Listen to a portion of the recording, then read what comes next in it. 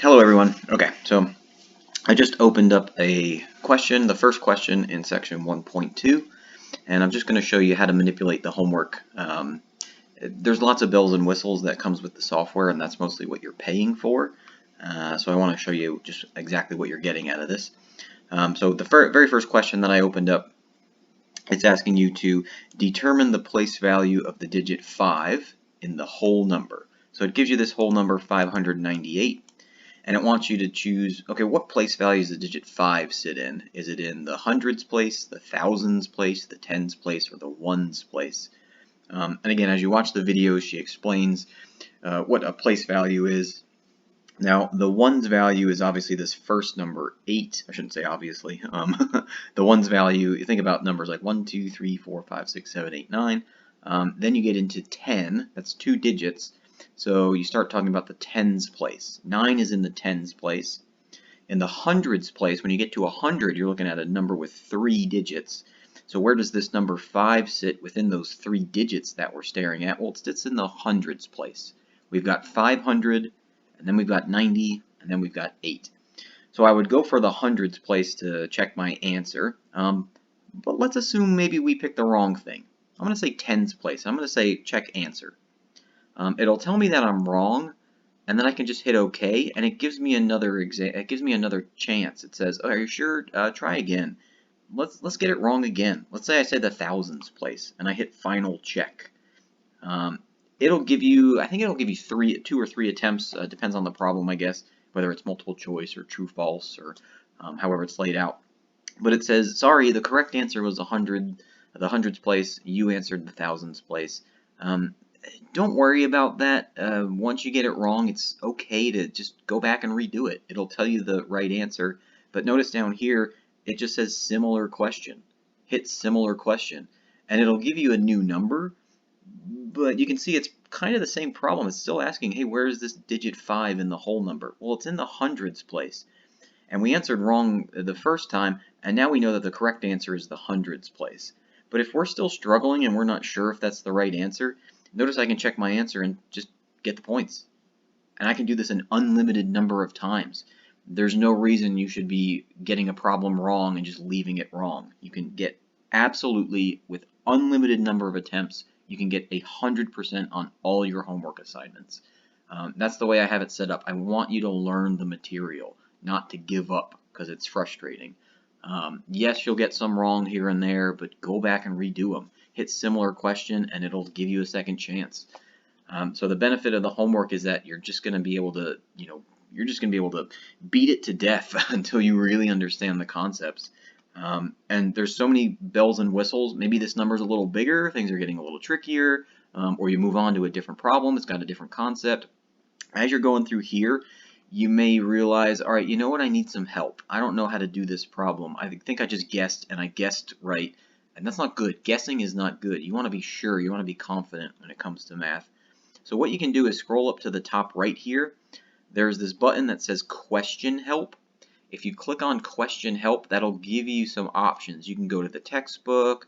There's Ask My Instructor. You can even print this problem out if you want to do it by hand, pencil and paper. But these two up top, these are very powerful tools. Help Me Solve This will actually solve this problem for you. It will walk you through step by step.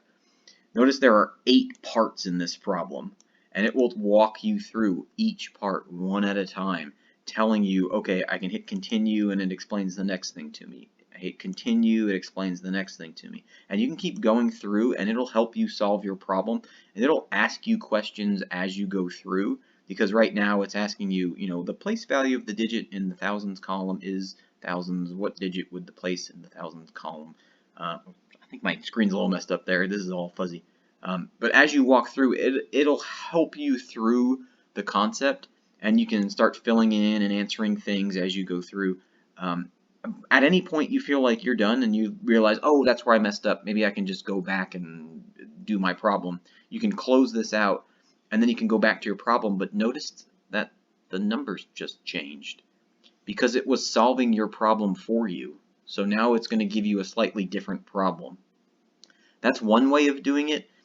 If you're working through this and you think you're confident and you want to keep your answer, determine the place value of the digit 5 in the whole number. Well, it's in the 100,000s place in this case. Maybe I'm confident, but I don't want it to change my question, but I still want help. Then you can click on this second one, view an example. That'll give you a completely different number, totally different number, but same situation. It'll walk you through, you hit continue, it'll start guiding you through the problem. And when you feel like you've gotten to the point where you've gotten over that speed bump and you go, oh, okay, I got it right. And okay, now I'm confident. I know what I'm doing. Close this. And notice it didn't change my question. I got to keep my question. And now I'm confident, and now I can hit check answer. And it says, great job, you got the points, move on to the next question. And that's the gist of the stuff that you're going to be using.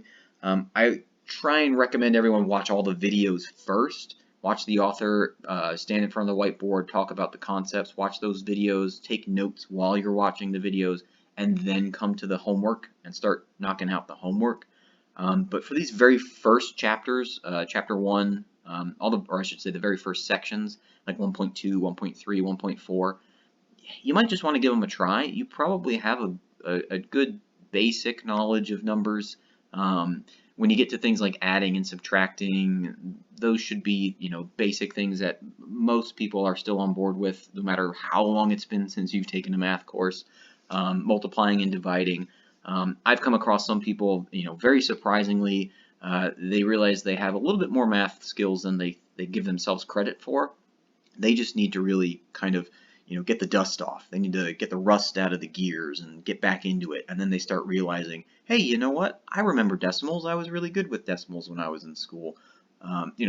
So it may have been a while since you've taken math, and it's in there. We just got to bring it back to the surface.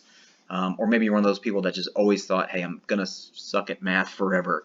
No, you're not. It's just dedication. That's all it comes down to: hard work and dedication. But the nice thing about this software is you've got unlimited number of attempts for every problem. There's even the due date. If the due date passes, you can still work on the problems after the due date. There's just a 15% point reduction, which isn't a whole lot. So you're still going to be able to go back and do all that work even after the due date and learn the material. That's the main goal. And there's tons of help when you click on the question help stuff. You can always, and you'll see different things pop up. Now there's an animation here. You'll see the video. Sometimes there's links to the videos. This brand new thing called Skill Builder that I don't even have much experience with. So they constantly are expanding on the software and making it better and better for students. So there's plenty of tools at your disposal, but at any point, if you feel like you are, stuck or frustrated, take a break. There's no shame in just, closing the laptop, go take a 20-minute breather, and then come back to it, or put it away for the evening. View it the next morning. Maybe it'll just come to you in the dream.